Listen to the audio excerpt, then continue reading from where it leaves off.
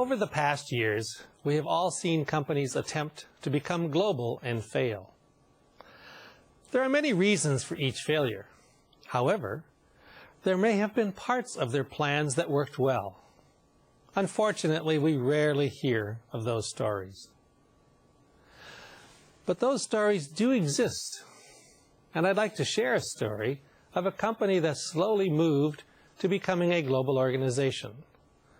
The company is a professional services organization. The founders, a few brilliant professors, were keen on providing the best professional services in their field anywhere in the world.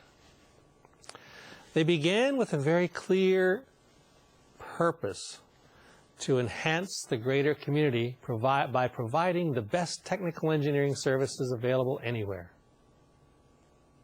Their vision may not have been articulated, but everyone they sought to join the company quickly understood that they desired to become one of the most talented technical consulting firms anywhere they chose to work. As such, they were very selective about hiring only the top graduates from a class and focused their search for new people at the best universities around the world, or on those more senior professionals who had already been recognized among the top technical professionals in their field. Although they were hiring the best minds from around the globe, they were headquartered and operated out of a small office in Canada. Early on, the core values of the organization became very clear to everyone. Integrity of dealing with each other and clients was essential. Quality of work would not be compromised in any way. Innovation was to be rewarded and celebrated.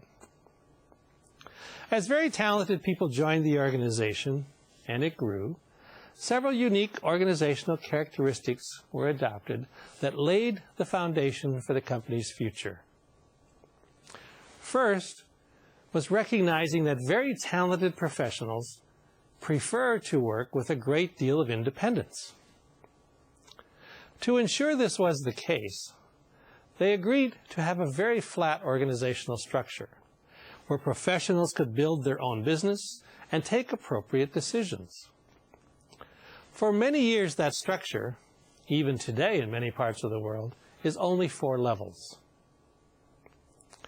Second, very talented professionals like to strike out and do or build new things. So when an opportunity to open an office in a new location crossed with someone who wanted to be the champion of that opportunity, only the champion, usually a senior person, moved to that location to respond to the opportunity and build a new branch office. As the new office grew, local professionals were hired and became seniors. The seniors in each office led and managed the office, responsible for setting local direction, delivering products and services to local clients, and delivering the results. While at the time, some might have characterized those actions as a way for the business to survive, the company learned several very important lessons. First, they learned to be opportunity-focused.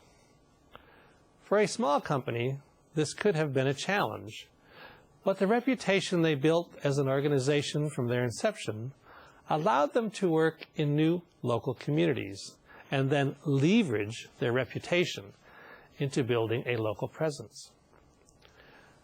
Their reputation for innovation, quality, and execution excellence preceded them. Second, they learned that a champion could make or break the success of opening a new location. And thirdly, they learned that the champion needed to be a senior person to ensure the culture of the organization was communicated and transmitted. As suggested earlier, talented people like to control their destiny. Recognizing this early on, the founders agreed that if people were allowed to own the business, they could participate in ways that would engage them differently than other organizations to which they had been exposed. So they implemented a process of share ownership for the business, with all employees wishing to participate. Namely, anyone could buy shares, but no one person could own more than 1% of the total outstanding shares. As the combination of lessons learned about building the organization evolved, the leaders repeated those behaviors that were successful for growing the organization. When the opportunity presented itself to open an international office, they repeated the cycle, but learned one more critical criteria for success. Listening carefully to the local firms and international firms that might have had a local operation, they learned that globally dispersed customers wanted a local firm with local people who understood the local customs, the local community, the local regulations, and the local culture to provide their service. So a new lesson was learned. They learned that while they still needed a champion, that person needed to transfer control of the operation to someone who was local. The champion could remain working in the location, but sustained success would be linked directly to placing a local senior person in charge as quickly as possible. After a period of sustained performance, the champion could either transfer back to their home country or take another position where their expertise was required. The objective of their continued global expansion became a local-to-local objective, creating local offices with local people. Early in their history, they had learned another key lesson, probably driven by a desire to survive. The experts and professionals were required to apply their expertise wherever it was required. So two hallmark behaviors emerged. First, projects were managed collaboratively. Namely, regardless of geographic region, all teams worked as a collaborative unit to provide the solution. This led to the realization that success was based on the professional and personal networks of each employee.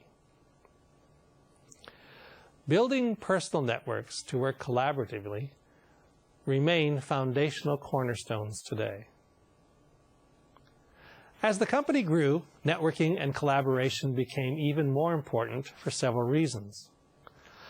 The feasibility of having multiple experts fly into sites consumed significant time and costs. As the global footprint expanded, even more time and money was required. This drove a couple of other important behaviors. First was the continual search for the best collaborative technology to more quickly deliver client solutions. Second was the recognition that the expertise of globally dispersed experts could be delivered through locally distributed operations without the experts having to be present. Local people working in local communities could leverage the global resource. As the market continued to evolve, they learned a new definition of being global. What local, multinational, and global clients were really looking for was a supplier who could bring the best minds in the field from around the globe to bear on solving a local problem. So the company moved to the business philosophy of providing global solutions locally delivered. For their business, the journey to becoming global was always being local.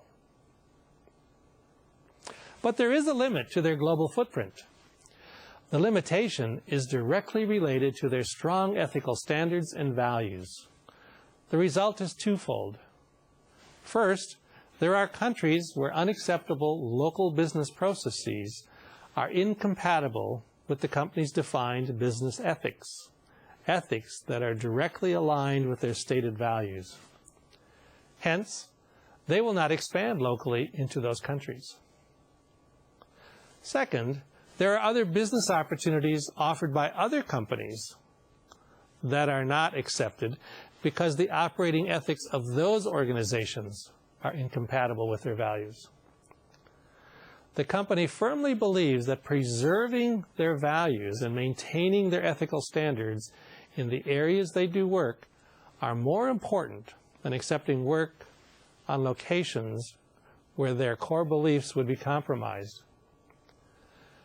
This may even prohibit a person who was hired from a particular country, considered incompatible for working, and keep them from working in their home country. The values and ethics cannot be compromised. Additionally, their recruiting efforts have changed over the years. The company continues to hire the best people for their operations. However, part of the screening process includes a process of identifying those candidates whose values align with the values of the organization and who have the ability to work in highly collaborative and team environments. Without those skills and competencies, new people will not be successful. Some suggest that those practices may have to be altered to address the projected shortage of scientists or engineers.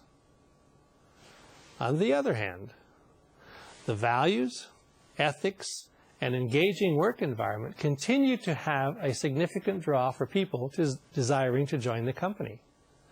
Over the past 2 years, a record of qualified people have joined, a good accomplishment in spite of the projected shortage of scientists and engineers. Recall that your core beliefs and how they are experienced are among your best recruiting tools. They are very strong attractors of qualified people. So let's go back and review this example. What do we notice about the founders of the company? They understood who they were and what was most important for them. They didn't have all the answers, but they never lost sight of the purpose of why the company was created.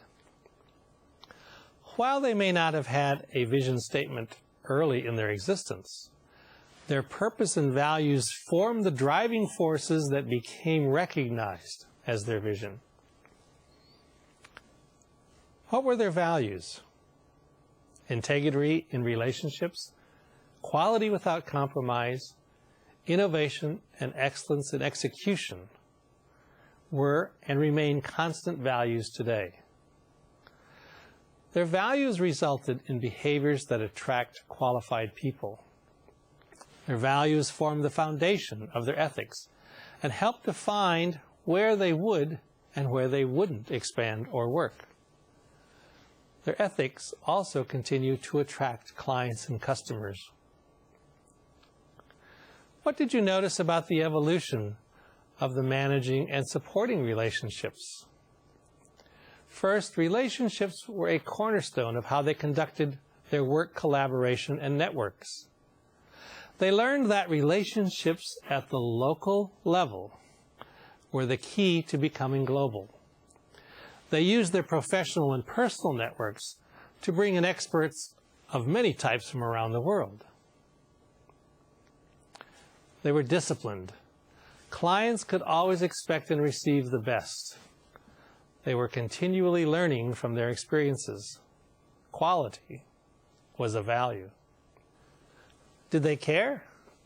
They created work environments that engaged their people on multiple fronts, from employment through their professional development to sharing ownership of the business. How they have dealt with their clients and cared for them has been at the heart of their global expansion.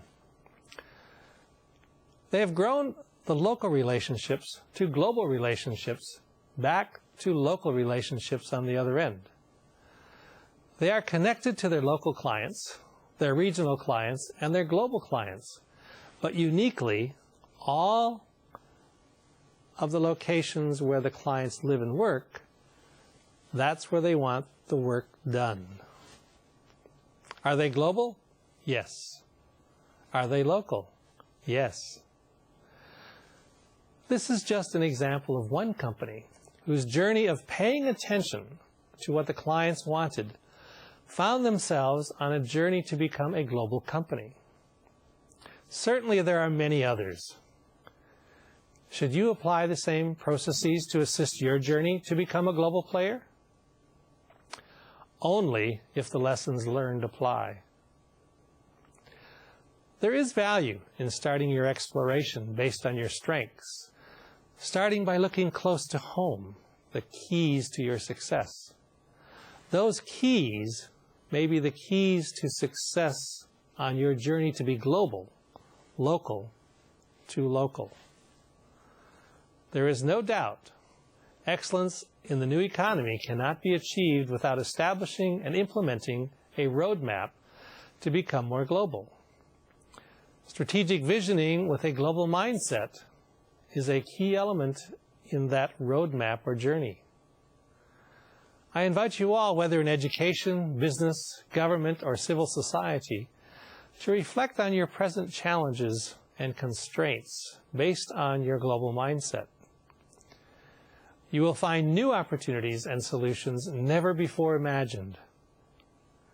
Your decision-making and networking will incorporate new and exciting dimensions as global markets, processes, and partners become a new dynamic to strengthen your local-to-local operations around the world. This opportunity is not just for large corporations or organizations. Any organization with global competencies and access to e-technology resources can do it. Let's develop these competencies and resources to tap this wonderful opportunity for success. Thank you.